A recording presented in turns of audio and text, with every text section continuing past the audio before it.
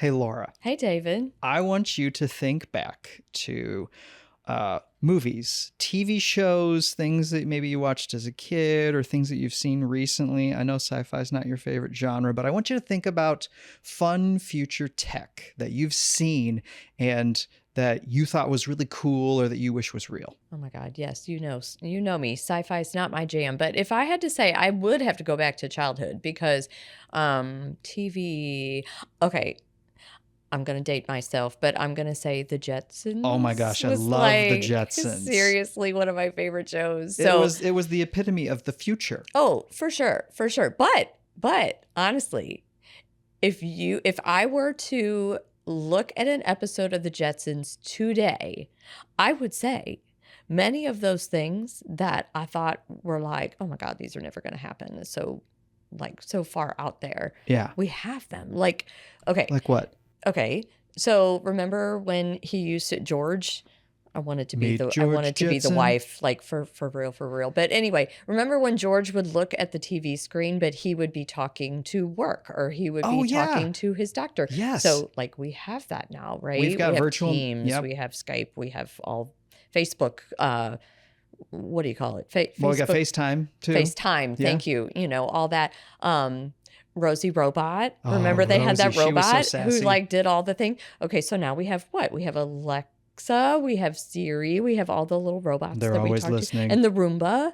Who does oh my gosh, floors. That is just like Rosie, pretty much. Right, for sure. So we have that. He had a watch. Did he not have a watch that he probably did. And did things on that, and it was like a smart home. You know, like he would tap on his watch and like the coffee would start and like things like that. So I feel like you can do that. We have that kind of stuff now, right? Well, you know, I love technology. I love gadgets. I love sci-fi, all those things. I want you to think about now, put on your clinical hat for a second and think of something that you got to do whenever you were a nurse for so many years that you think would be much better if technology intervened and made it easier for nurses in care. Can you think about what that task was? Oh, for sure. Hands down, charting. Charting? So I'm old. So I came from the healthcare era of paper charting. So all of your head to toe assessment, your vital signs, all the things, we wrote them all out. I mean, we just wrote everything. And so that was the era before electronic medical record, which we have now. That had to have been huge, right? That transition. But for real, it would be amazing if you didn't have to write, type, do any of the things, but like as you assess somebody and kind of like verbalized the assessment into the air, that something would just hear you, because you know how everything we say gets heard nowadays. Oh, it's listening right now. That something would just hear you and impute it for you into whatever system. Oh my goodness. That would save so much time. I'm so excited that we are going to be sitting down in this episode to talk about the future of medicine with three of our leaders who are helping to steer the ship, so to speak, and they've got their eyes on the horizon to see what's happening now and what might be coming in the future to help steer us in the right direction. You are going to be geeking out. I'm already geeking out and they're not even here yet. Time. Yeah. So we've got Dr. Hossein Marandi back on the podcast. If you haven't seen episode 6, check it out. He's awesome. But he's the president of Cardinal Glennon Children's Hospital. We will have Michelle Romano, who is a nurse by trade, but is our chief operating officer and chief nursing officer at Cardinal Glennon. And last but certainly not least, we have Dr. Andy White, who is our chief medical officer and is over all of pediatrics for Cardinal Glennon. Yeah, that's going to be exciting. They're going to have a lot to share with us, and I'm excited. Let's get them in here. Let's see where the future of healthcare is going.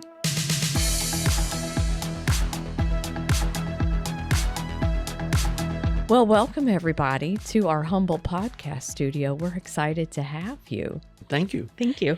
And I would not do you justice by introducing you. So we're just going to do a little round robin and have each of you introduce yourself. So Dr. Marandi, would you like to start us out? Sure. My name is Hossein Marandi. I'm a general pediatrician, and I serve as the president of Cardinal Glennon Children's Hospital. So I'm Michelle Romano, and I'm the chief operating and chief nursing officer at Cardinal Glennon, and I am a nurse by background, specifically a pediatric ICU nurse from Glennon. Hello, and I'm Andy White. I am a pediatric rheumatologist and immunologist by training. I am the chairman of the Department of Pediatrics, and I am the chief medical officer. Thank you all so much for being here. This is a really exciting episode. It's a little bit different from what we have traditionally done, but I'm going to start us off by painting a picture. I want all of you to think about the future and think about what we have been presented in Hollywood and television and science fiction writing, and how, if you could choose one piece of technology from any one of those things that you wish was real, what would it be? Could be something from Star Wars, from Star Trek, from a Ray Bradbury novel, something along those lines, or from a television show that you have seen. It's a large question, a lot of opportunities. Yes. I would think that what I would like would be something like a tricorder from Star Trek, right? A device that's handheld, kind of like our phones, that can tell you information about the patient, the person, yourself, without you having to draw blood, without you having to do surgery on somebody. It just transmits the information about the person to you, the physician. That would be ideal. So it's like a wireless diagnostic tool. Exactly. And we're actually getting very close. There are a number of things we can currently do with your phone that 20 years ago would have seemed inconceivable. The first, of course, is you can measure your oximetry, the pulse ox, the little device I think we've all seen wrapped around a child's fingertip and has the red light going through it, and it tells you how much oxygen is in their blood. You can do that on your phone right now. See, he went medical right away. I just want to be like the Jetsons and fly to work. Oh, absolutely. Flying cars, we've got Roombas from Rosie the Robot helping out the Jetsons. Right. All true. That's me. All true. I just don't like traffic. But Well, on a similar note, the teleportation. So getting from one area to the next would be nice because it would cut down on the foot traffic, the flow, be able to respond quicker in emergencies. So I think that's what I would go with. Who's hearing the sound right now of the transporter in Star Trek? Oh, yeah.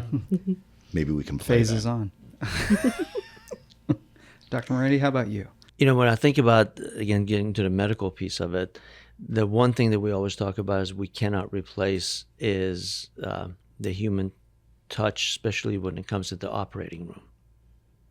You can't replace the surgeon. And in the future, in Star Wars, they did replace all surgeons with robots. And they did all the surgery. They did all the deliveries of women giving birth. They did all of that work and did it much more expeditiously and without issues than humans. So maybe there will be one day when there will be robots performing. And that's getting closer also. Now you can have distant.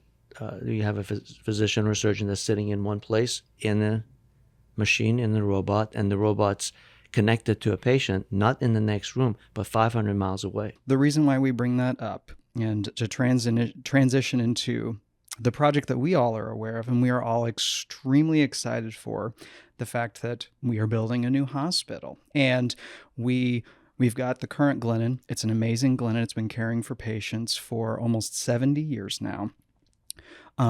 But we've got to do something. We've got to make some changes. And there are a lot of things that can be improved upon the already amazing care that we have.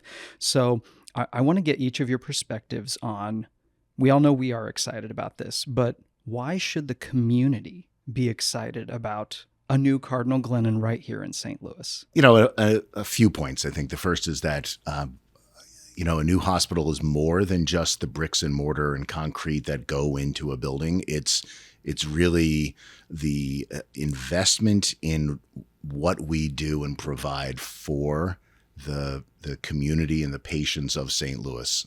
And a couple of things are relevant to that. The first is we have decided to reinvest that effort in St. Louis City itself. So we are staying on Grand Avenue here in the city. That tells you that we have this great commitment to our local community, and it's part of the reason that we're here. So that, I think, is the first point. The second is, again, it's bricks and mortar, but it's the people who really provide the care. It's the nurses, the doctors, the cafeteria workers, all of whom are really invested in giving some soul, the heart and soul of what we actually do on a day-to-day basis, so that regardless of where the building is, the spirit of what we do is permeating not just the new hospital, but all of the tendrils and branches that extend from that hospital throughout our entire larger community. I would add to that. I think just like this podcast is called the Glennon Factor, we all know about the Glennon Factor. They're what you feel when you're inside that hospital. And I felt it the very first time that I walked in. And it is one feeling that you just can't explain in words to someone. It's truly a feeling that you feel that you have inside you when you walk in. And it's because of the people. So I know we're building a brand new building, but the building is a building, and we'll talk about it. It's going to be great. It's going to have a lot of great things, but it's the people. And I think that's what we're excited about. It's being able to take all of that 70 years of history and legacy that's been built. People that have been there today, we walked with one of our leaders that's been there 40 years. Wow, this is a 40-year anniversary. We have many of those, 35, 32, 30. And these people have invested into that Glennon Factor. So they're going to be moving with us. They're going to they're not going to lose that just because they went one block down to a new building. And I think that's what we're excited about, is to be able to interject all of that back into a new building. So when someone does walk in, like I did the very first time into Cardinal Glennon, they also get that feeling, even though it's going to be shinier and prettier and more wide open and all the great adjectives that we can add to it. But I think it's the people. And Andy touched on also the community. Being the newest person to this community, you mentioned 70 years of servitude to this community. That's the continuation. Why not set us up for another 70 years, if not longer, to be able to serve this community? I think it's a great piece for the community because it will also help the people be able to perform their jobs more efficiently, be able to provide a better experience. Also, it's for our patients and families to have that better experience. Our care is exceptional, and that's not going to change. But to move into a building that has or is newer, which will match the care that we do provide, is going to be the exciting piece for the community. So when each of you think about the project, you're all at the table, so to speak, very intimately with the course of things. So we touched on the community and why our community, and we're part of the community, you know. Right. So to layer that, when you think about this project, what is the most exciting thing to you? Oh. What, on your worst day, when there's so many tough decisions, what's the part that keeps you going, that you say, I am so jazzed about this? I guess for me, it's going to see the next chapter and being involved in the next chapter of what SSM Health Cardinal Glennon is. We get to define, we get to help build the next level, the next layer of care that we can provide for the community. So it's being part of that keeps me going. So we can be involved in the routine day-to-day operations, but now we get a plan for the future and what would be better if, and be part of that, shaping that piece. Yeah, that's a tough one. There's so many aspects of this that are appealing. Well, just pick one. You know, it's like saying, which of your children is your favorite? Well, there is one, but I'm not going to say it out loud. There's always one. I'm not going to say that out loud. I think for me, the fact is that we're almost doubling down on the size, the scope, the nature of the facility itself, right? So this is, at the moment, Cardinal Glennon, officially it's 5 stories, but really we're only occupying 4 floors, 4 stories of the old Cardinal Glennon, or the OG is now. The original Glennon, not the old. Right.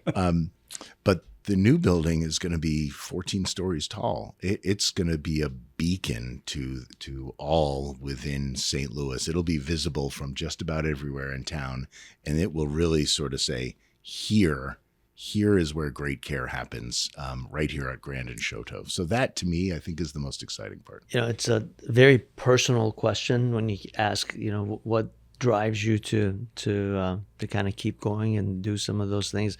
I go back to it's always been a calling for me to take care of kids. It's just normal. That's what I do, and that's why I became a pediatrician.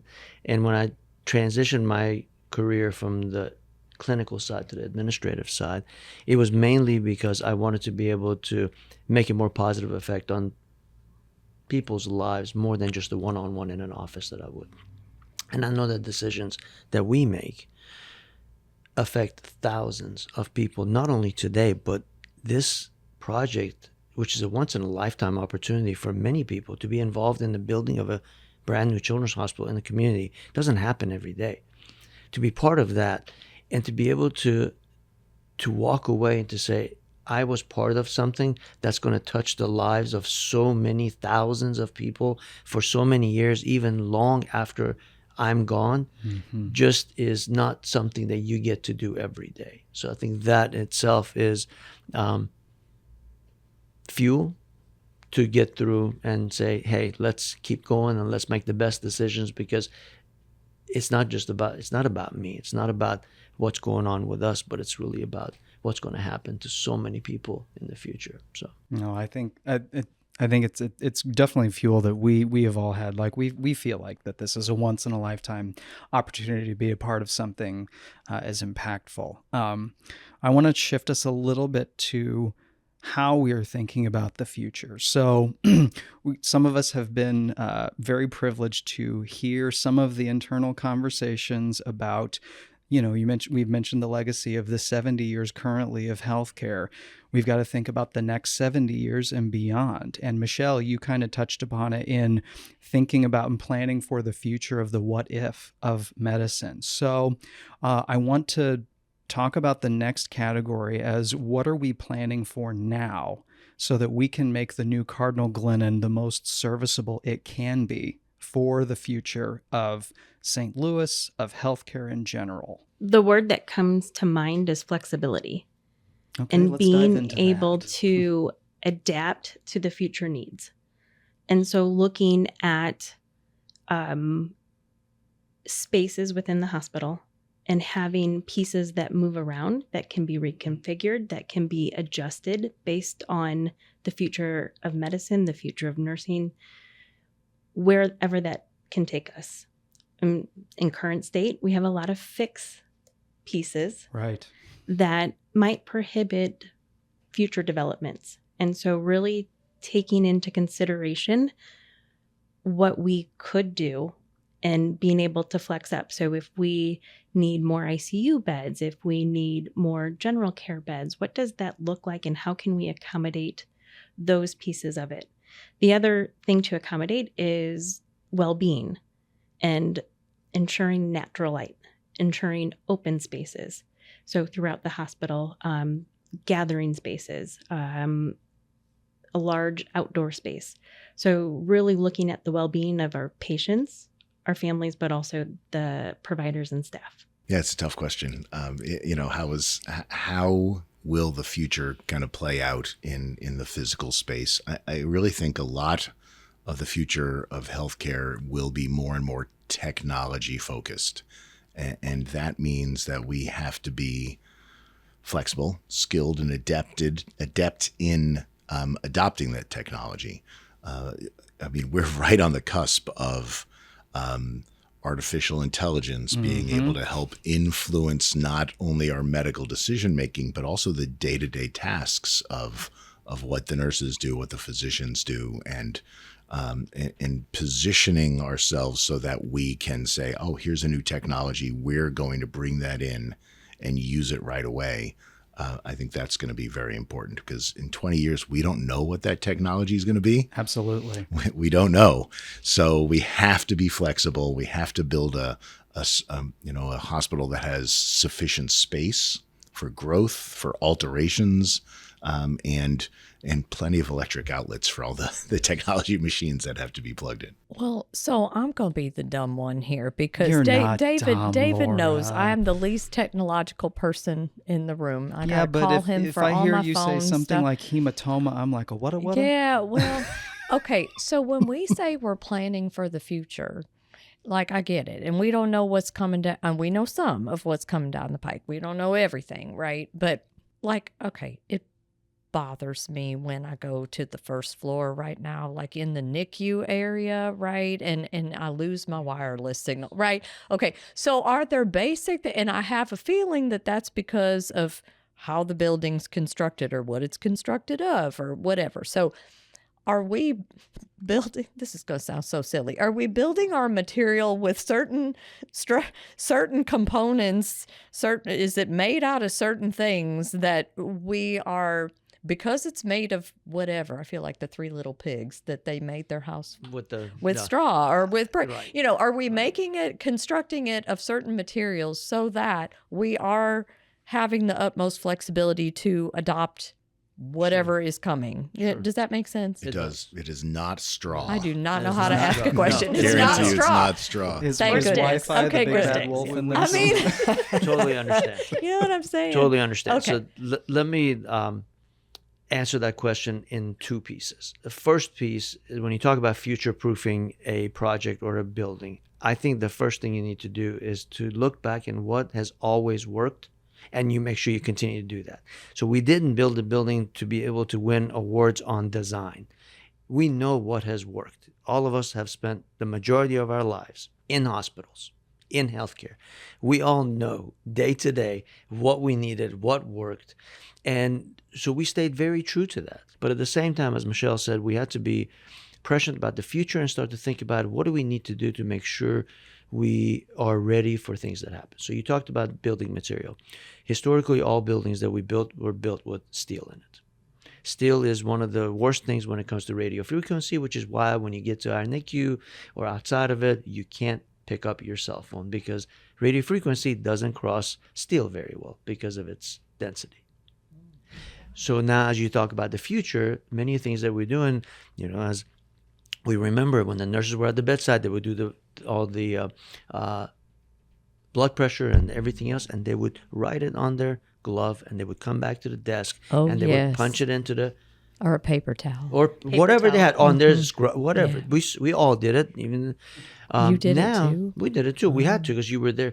But then now, all the machines do that for you and send the signal to the computer, and it enters it into the patient's chart ahead of ways. So now, if there's a steel wall in the middle, the message isn't going the through. message is not going through. So it's things like that. So this hospital, even though much rebarb to be able to build all the over 1,000 pillars to hold this thing up, 14 stories up, the rest of it is not built with steel to allow it for better connection in regards to radio frequency. So those are some of the things that we start to think through. And as Michelle mentioned, flexibility.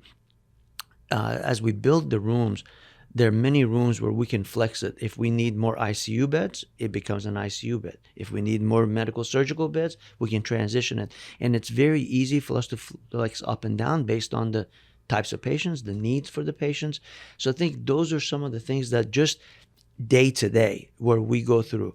But then if I would add a third piece, it was the parents. And I think that's what I want to go back and talk about also and get some more input from everyone. This isn't just for us and for the caregivers that are there. It was for the parents and the kids also.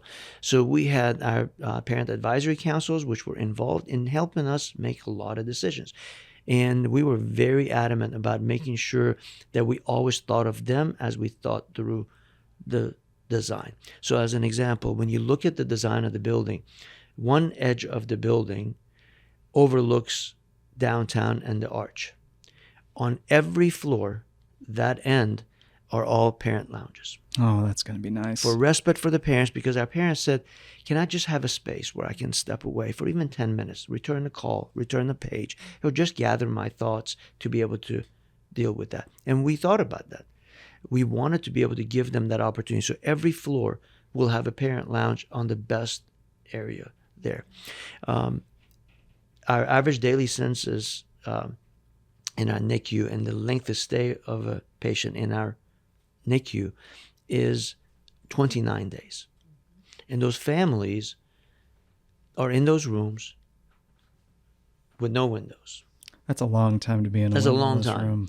So one of the things that they talked about, and we were able to accommodate that with some input from the state, was that we will be the only NICU in the state that will have windows in those rooms. No, I think that's a great perspective and shows the really thoughtful planning to the care of the entire family, not just the exceptional healthcare that we provide to our patients. I want to, for this next section, shift the focus a little bit to virtual care and telemedicine. So we've already kind of lightly touched upon it in the intro a little bit, but obviously the year 2020, as we all remember, we had to learn how to do things virtually almost like overnight. There was Teams and there was Zoom and there was you're on mute and all of that stuff. And healthcare had to rapidly evolve and figure out how patients could still get cared for. So we've seen some things already with telemedicine and telehealth visits, but Dr. White, you mentioned, or Dr. Morandi talking about the physician who was virtually seeing somebody from miles and miles away. But I want to talk to us about the perspective of virtual care in the future of healthcare and medicine, and if it applies to what we're thinking about while we're planning for the new Cardinal Glennon. Yeah, I think there's no doubt that the future of so-called telehealth or virtual, not really virtual, but care from a distance will become more and more not just accepted, but accepted and utilized and normalized, really. I think if you look around today compared to 20 or 30 years ago, our children, the current generation, is much more savvy with tech than Laura, for example, or just Laura, about anyone I else. won't take that personally. Not meant personally. But they think nothing of virtual visits, of texting or emailing somebody. So the last thing my children want to do is actually get in the car and drive to go see somebody. They'd much rather engage online, if you will. So I really think the fact that that they're growing up in this generation will mean they will utilize telehealth type resources much more willingly than we were used to. Secondly, a lot of our patients don't have ready access to transportation. In some of our zip codes in our population, up to 40% don't drive, don't have a car. And so the accessibility that is offered by a virtual visit is going to be very important to our patients in particular. And then thirdly, the fact that you'll hear this, it's something called remote patient monitoring, which is the dullest name that ever exists. But it actually is a fascinating sort of area that we are already starting to do and will happen more often. So I'll give you two little examples. Please, yes. The first, patients with diabetes often have to check their glucose frequently, several times a day. So now they have wearable devices that will be able to check your glucose and wirelessly send that information to the physician. So the physician, 500 miles away, 1 mile away, will get that information virtually. Now, is that telehealth? Is that remote patient monitoring? It's a little hard to know what to call it. Yeah. But if that patient their glucose is too high or too low, there can be an automatic sort of interface between the patient who's far away and the doctor here saying, you need to go up on your prescription for insulin.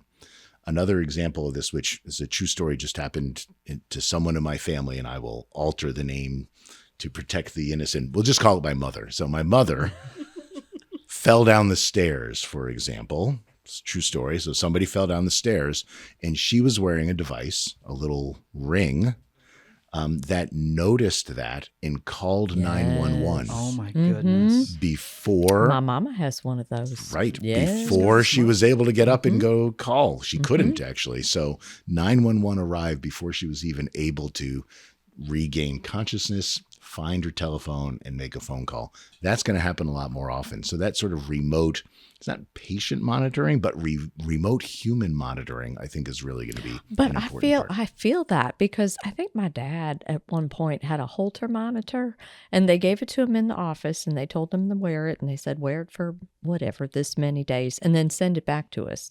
And he put it in the mail and sent it back. And Right.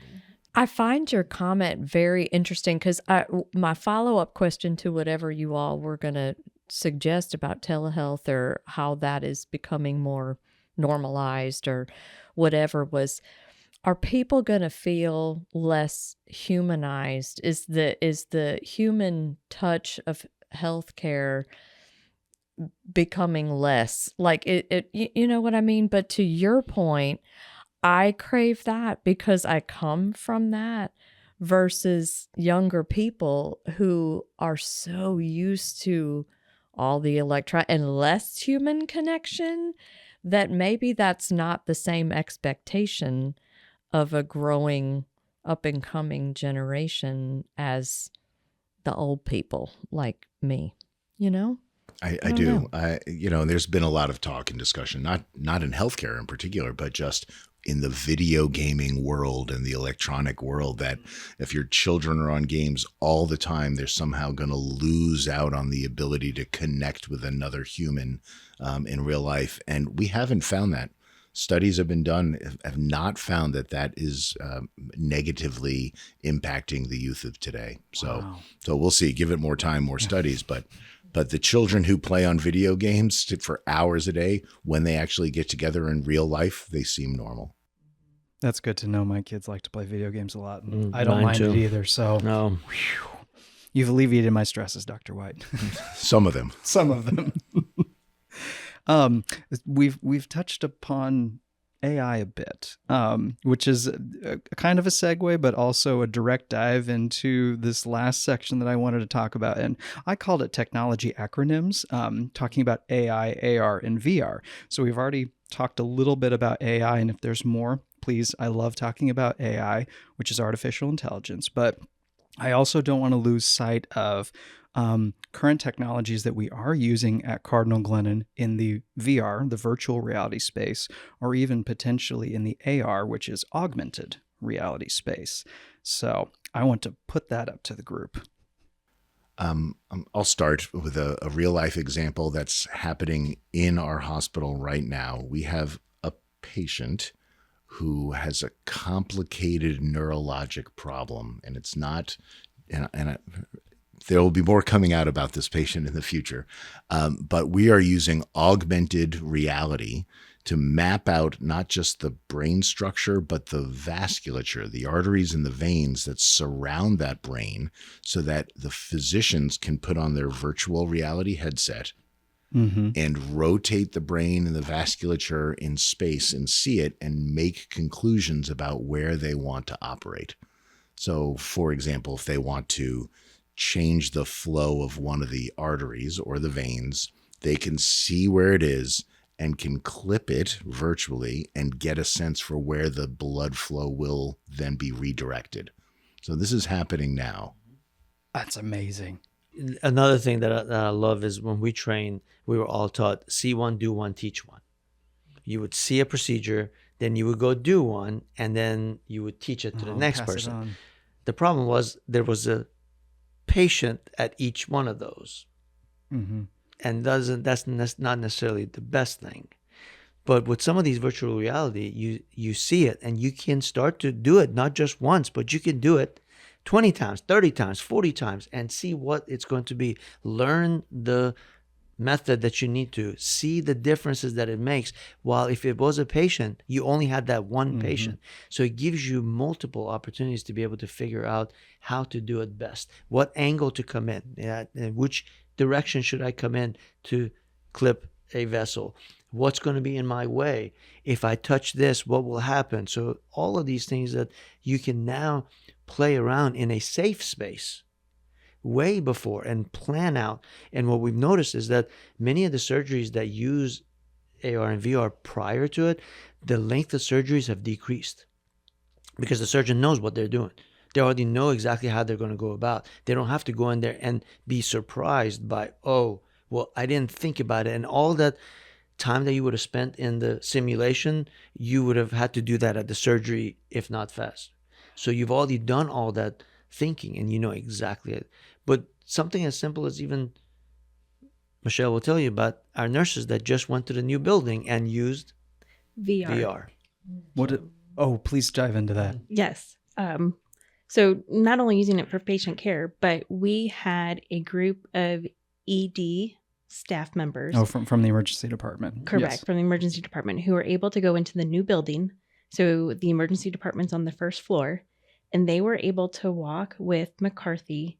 And McCarthy is our general contractor for the building. And they were able to walk through the department with virtual reality to see the future state. So they were able to see what each of the rooms looked like. They were able to view in real time the patient flow. What do the trauma rooms look like? Is there anything that we need to change within the walls of each room while we still can? But they were able to step foot into the future of the hospital. So I have a question. Going back to that, all of this is becoming normalized, virtual reality and using this, and surgeons being able to practice, so to speak, before they go into a procedure. I would love to know that as this becomes, more culture and more normalized, and obviously the goal is to have better outcomes and to make a better patient experience, right? We are worried about that. We do want, ultimately, it's about our patients and their experience and their perception of healthcare. So how do we keep that at the forefront and assure, I guess, our families that all of these things are for them? You know what I mean? Yeah, I think part of that comes down to the soul of what we are here at Cardinal Glennon. Like that's our strength, is the human connection, is the caring, the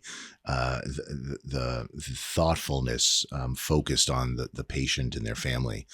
I don't think that's something we'll ever lose. Like, that is an inherent part of who we are. So whether we have a computer telling us that x-ray looks like it's pneumonia, we're still going to have the final say. We're still going to have to say, yes, that does look like pneumonia. Let me tell you what, we're going to have to, your child will get better real soon. It's just 5 days of antibiotics and you'll be better. Like, that will, I think, always be there. But some of the background technology will make that more effective. I would love to think it would give them more time. Allow us to work smarter, not harder. Correct. I mean, you think about just some of the other things that we've started to use that already you talked about have changed, and time is a big part of it. The ambient notes. So when you go, what's one of the big concerns now when you go see a physician? That they're too busy typing on the computer. Mm-hmm. Correct. Yeah. So now what if your physician came in and said, hey, Laura, as we talk, the room's going to listen and it's going to help me do my notes. So I just want to be able to spend time with you and really understand what's going on with you, and just talk to me like you normally do. I might ask you some questions that sound a little weird because I have to say it in a certain way, but it's just a conversation. I don't have to use the computer anymore. The computer is just listening and will generate that. And then, so just tell me, what are you here for today? And you talk to them like we used to, normal human beings. And he could ask those same questions. And when he or she listens to you and says, yep, your heart sounds are normal, lung sounds are normal, blood pressure is this, that, and they're just saying that to you. So you're hearing it, but so is the room. And when he or she is done, they'll tell you, here's what I found, here's what I'm going to write for you, and I'll see you in 2 weeks. And they walk out. And all they did was spend time with you one-on-one. And as soon as they walk out, within 13 seconds, that computer already has the note written and is ready for them to sign, and their time is done. So the time they spent with you was valuable, and then they didn't have to spend time afterwards writing the note, or go home and at 10 o'clock at night have to write those, and all that's done.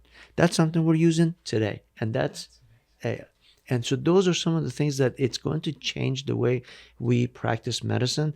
That's going to make it more human, that now you actually do get to spend time like we used to, Right. with all the other bells and whistles that will help us with better diagnosis, better medications, better outcomes, and better quality. Weird question. Is that a thing for nurses too? Like this whole Ambient listening. ambient chat. listening? Yes, it will be, Like- right? It will be. It Of can course. be, yes. Yeah, they Okay. will no longer be writing on their scrubs or That's anything what I'm else. saying. That's Or right. on Yeah. Glennon stationery Yeah. that we grew up on. The paper towel. Yeah. Mm-hmm. So we're about halfway through. I think we've got another hour. We are at hour and a close. half. We are at closing thoughts. So wrap it up. So 2027 is right around the corner, and it might seem far away at this moment in time, but it will be here quickly, and excited to be able to be part of the new Glennon and wherever that takes us. Agreed. I think we're on the cusp of sort of a reinvention of modern medicine. It's happening. It's percolating down, and we are living it, and we are constructing it. And if you want to be part of it as well and want to help us on our mission to create a new hospital, I am sure we can talk to you about those opportunities. But honestly, no, it's a very exciting time for the children of St. Louis, and actually for St. Louis itself. The dream of the new building and what it can do, how much more we can do, how much better we can do it, it's exciting for everyone. And I thought it was just a dream when we were just talking about it. And then now that it's being built and 3 floors have already started to come out the ground and people drive by it, now it's starting to hit them. Now like, oh, and it's becoming reality. So I think everybody is starting to get charged about how it's going to change their lives. It's not just the patients' lives. All of our lives are going to change when it happens. It's just exciting. Well, I just have to say this has been fun. And I also want to thank you all for your leadership. You're taking a lot on. This is exciting, but it's a huge responsibility.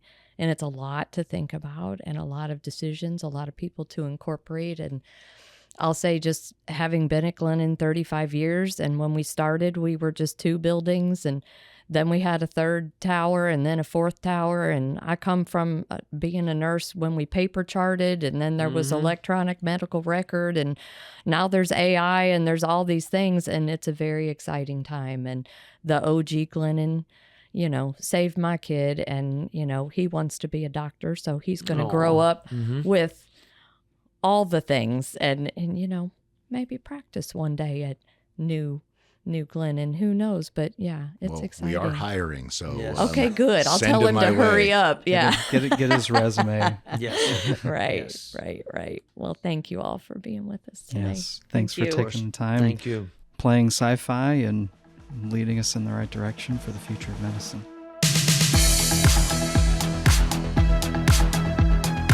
We hope you enjoyed this episode of The Glennon Factor. Make sure you follow The Glennon Factor and leave us a review wherever you get your podcasts. Visit glennon.org if you would like to learn more about how you can support Cardinal Glennon kids. And while you're there, feel free to share any feedback or episode suggestions on our podcast page. The Glennon Factor is recorded and produced by SSM Health Cardinal Glennon Children's Foundation.